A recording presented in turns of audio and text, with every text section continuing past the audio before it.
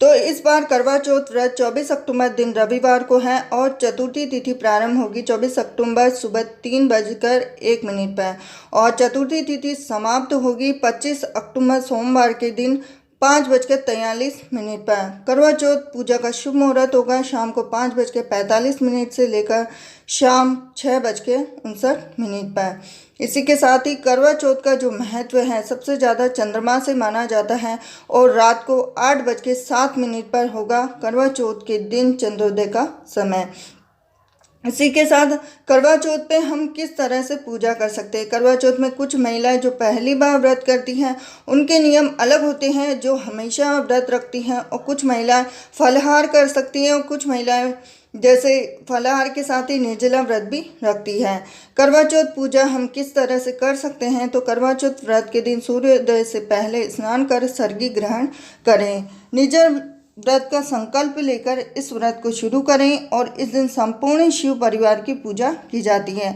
जिस तरह प्रत्येक कार्य से पहले गणेश जी का पूजा करने का विधान है, ठीक उसी तरह करवा चौथ के व्रत में भी सर्वप्रथम श्री गणेश जी की पूजा की जाती है। भगवान शिव, माता गौरी और कार्तिकेय की पूजा करें। करवा चौथ व्रत को पूजा विशेषकर शाम के समय ही की जाती है।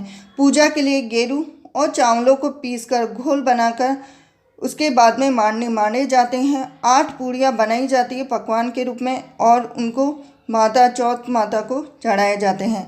8 ही पुए बनाए जाते हैं। आप चाहें तो आप अपने घर में बड़े जो सास हैं तो सास को दे सकते हैं, अगर वह नहीं हो तो आप ननद को दे सकते हैं, अगर दोनों ही नहीं हैं तो आप किसी भी ब्राह्मण को दे सकते हैं। अब इसके साथ ही करवा चौथ पूजा की विधि हम किस तरह से कर सकते हैं। पूजा स्थल पर मिट्टी से माँ गौरी और गोंद में विराजमान प्रतिमा के साथ भगवान शिव की प्रतिमा भी स्थापित करें। जल से भरा हुआ कलश उनके समक्ष रखें और अब देवी पार्वती को सुहाग का सभी सामान अर्पित करें। बायना भेंट करने के लिए मिट्टी का टोटीदार करवा लें और करवा में गेहूं और पकवान शक्कर का बूरा भी उसमें भर सकते हैं। दक्षिणा रखें। रोली से करवे पर स्वास्तिक बनाएं। अब गेहूं या चावल के दाने हाथ में लेकर करवा चौथ की कथा पढ़ें, सुने और अंत में सभी देवी देवताओं की आरती कर घर के बड़ों का आशीर्वाद लें। चंद्रोदय के साथ ही चांद को अर्घ्य दे। और सबसे खास बात मैं आपको बता देती हूँ कि करवा चौथ की अगर आप पूजा जिस समय बैठें उसके बाद में जब तक आपकी पूजा खत्म ना हो जाए, जब तक आपकी कथा समाप्त ना हो जाए और पूजा का समापन ना हो, जब तक आपको कथा में से बीच में से उठना नहीं है और पूजा में से भी नहीं उठना है। तो ये खास तौर पे आप ध्यान रखें। कभी कभार होता है कि हम बीच में उठ जाते हैं तो ये बहुत ही ज़्यादा अपशुगुन भी माना जाता है और हमें जो भी पूजा करें पूर्ण श्रद्धा के साथ करें और हमें बीच में नहीं उठना चाहिए। इसी के साथ करवा चौथ के दिन सबसे ज़्यादा महत्व होता है चंद्रमा का। और